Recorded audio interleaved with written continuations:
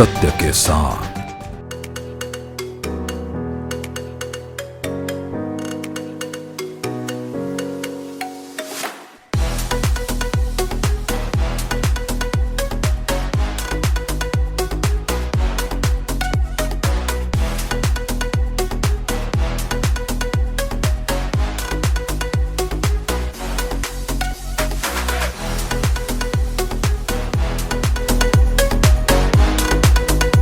ये क्राइम क्यों बढ़ रहा है, ये तो सदियों से समाज में रहा है ना।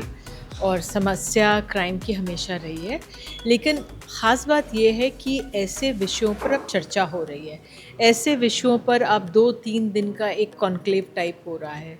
लोगों ने जो किताब लिखी हुई हैं उनको यहाँ पे एक प्लेटफॉर्म मिल रहा है। यहाँ पे चाहे हमारे कैदियों की बात हो, चाहे हमारे यहाँ जो इंटरनल सिक्योरिटी की बात हो, ये बहुत महत्वपूर्ण मसले हैं और यहाँ पर इन पर बातचीत करके और चर्चा करने का जो अवसर मिला और सुनने का लोगों को अवसर मिला, ये अपने आप में बहुत अच्छा लगा। ज़रूरी भी है ये। आपके सेशन में काफ़ी लोगों ने आपसे सवाल किए हैं कि क्राइम को लेकर, तो इसमें किस तरीके से देखते हमारे सेशन में इंटरनल सिक्योरिटी को लेकर चर्चा हुई और मैं ही अशोक जी का जो चेयरपर्सन है इस फेस्टिवल के, उनसे बात कर रही थी। उन्होंने किताब भी लिखी थी। तो जो हमारे आंतरिक सुरक्षा की जो चुनौतियां हैं, क्योंकि वो चुनौतियां समाप्त तो नहीं हुई हैं, लेकिन वो चुनौतियां हैं और उन पर किस तरह से बढ़ा जा रहा है या किस तरह से कदम उठाए जा रहे हैं। और ये एक प्लेटफॉर्म है, देखिए हमारे देश में ये एक प्लेटफॉर्म है जहाँ पर आप हर मसले पर बात कर रहे थे। हमने मणिपुर की बात की, नक्सलवाद की बात की, कश्मीर की बात की, पंजाब की बात की, है ना, और जो नार्को टेररिज्म की बात की, साथ ही कनाडा और इंडिया के रिश्तों में जो खटास या कड़वाहट है उसकी बात की।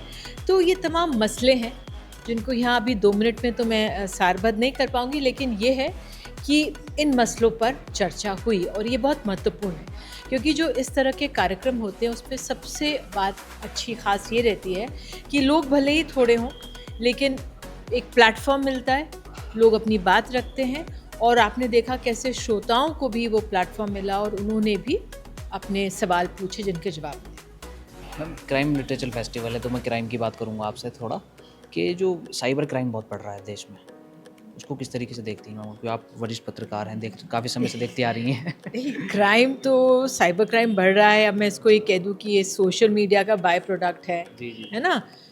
तो या ये अब खबरें पहले अखबारों में छपती थी, लेकिन अब ये खबरें ज़्यादा हैं, ज़्यादा बड़ा है।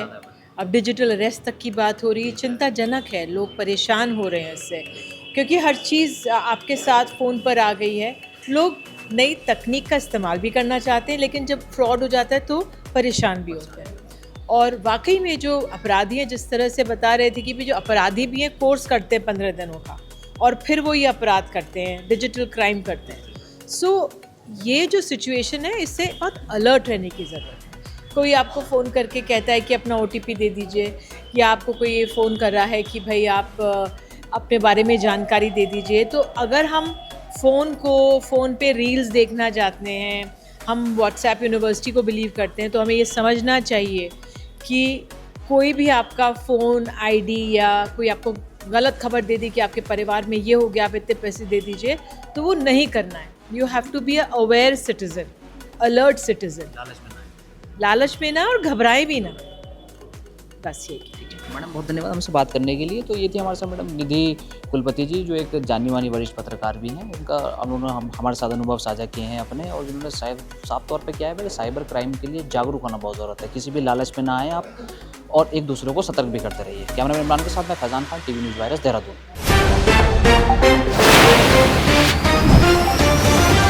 सत्य के साथ।